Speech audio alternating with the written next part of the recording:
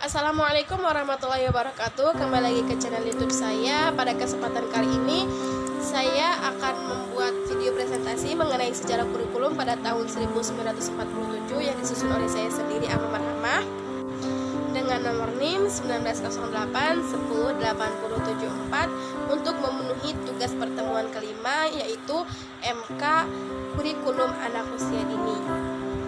Dalam perjalanan sejarah sejak tahun 1945, kurikulum pendidikan nasional telah mengalami perubahan, yaitu pada tahun 1947, 1952, 1964, 1968, 1975, 1975, 1984, 1994, 1999, 2004, 2006, dan sekarang 2013. Perubahan tersebut merupakan konsekuensi logis dari terjadinya perubahan sistem politik, sosial, budaya, ekonomi, dan iptek dalam masyarakat berbangsa dan bernegara.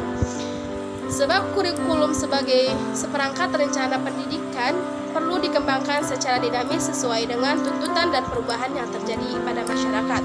Semua kurikulum nasional dirancang berdasarkan landasan yang sama, yaitu Pancasila dan Undang-Undang Dasar 1945. Perbedaannya pada penekanan pokok dari tujuan pendidikan serta pendekatan dalam merealisasikannya. Kurikulum sebelum kemerdekaan. Sejarah perkembangan kurikulum pada masa penjajahan, yaitu sejak datangnya orang-orang Eropa, yaitu pada masa Kompani Belanda dan masa pemerintahan Jepang sampai ke periode kemerdekaan. Nah, kurikulum pada masa Kompani ini mempunyai misi penyebaran agama dan untuk mempermudah pelaksanaan perdagangan di Indonesia. Pada abad 16 dan 17, berdirilah lembaga-lembaga pendidikan dalam upaya penyebaran agama Kristen di Indonesia. Pendidikan tersebut untuk bangsa Belanda dan pribumi. Dengan adanya lembaga pendidikan tersebut, pihak kompeni merasakan perlunya pegawai rendahan yang dapat membaca dan menulis. Nah, pada masa Jepang juga, perkembangan pendidikan mempunyai arti tersendiri bagi bangsa Indonesia, yaitu terjadinya keruntuhan sistem pemerintahan kolonial Belanda. Tujuan utamanya pendidikan pada masa pendudukan Jepang adalah untuk memenangkan Perang Dunia Kedua. Pada masa ini, sekolah rakyat yang disebut Kokumingato dalam bahasa Jepang selama 6 tahun lamanya. Selanjutnya, pelajaran berbau Belanda dihilangkan dan bahasa Indonesia digunakan sebagai bahasa pengantar saja, sementara bahasa utama tetap bahasa Jepang. Kurikulum setelah kemerdekaan salah satunya, dan kurikulum yang paling pertama yaitu pada kurikulum tahun 1947. Nah, kurikulum pertama pada masa kemerdekaan ini namanya Rencana Pelajaran 1947. Ketika itu penyebutannya lebih populer dengan sebutan Clear Plan atau yang biasa dikenal dengan rencana pelajaran ketimbang istilah kurikulum dalam bahasa Inggris. Asas pendidikan yang ditetapkan adalah Pancasila. Situasi berpolitikan dengan gejolak perang revolusi, maka rencana pelajaran tersebut baru diterapkan pada tahun 1950. Oleh karena itu, perencana pelajaran 1947 sering juga disebut dengan kurikulum 1950.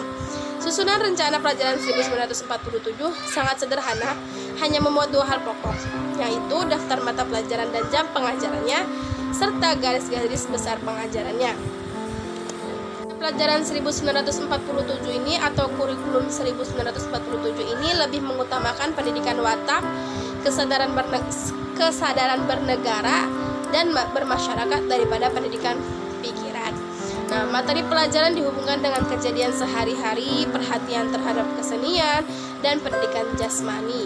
Mata pelajaran untuk tingkat sekolah rakyat ada 16, khusus di Jawa, Sunda, dan Madura diberikan bahasa daerah. Daftar pelajarannya adalah bahasa Indonesia, bahasa daerah, berhitung, ilmu alam, ilmu hayat, ilmu bumi, sejarah, menggambar, menulis, dan lain sebagainya. Pada awalnya, pelajaran agama diberikan mulai dari kelas 4, namun sejak 1951, agama juga diajarkan sejak kelas 1. Garis-garis besar pengajarannya pada saat itu menekankan pada cara guru mengajar dan cara murid mempelajarinya. Misalnya, pelajaran bahasa Indonesia mengajarkan bagaimana cara bercakap-cakap, membaca, dan menulis. Contoh lainnya juga ilmu alam, mengajarkan bagaimana proses kejadian sehari-hari, bagaimana mempergunakan berbagai perkakas sederhana seperti pompa, timbangan, manfaat besi berani, dan menyelidiki berbagai peristiwa sehari-hari. Nah, pada perkembangannya, rencana pelajaran lebih dirinci lagi setiap pelajarannya, yang dikenal dengan istilah rencana pelajaran terurai 1952.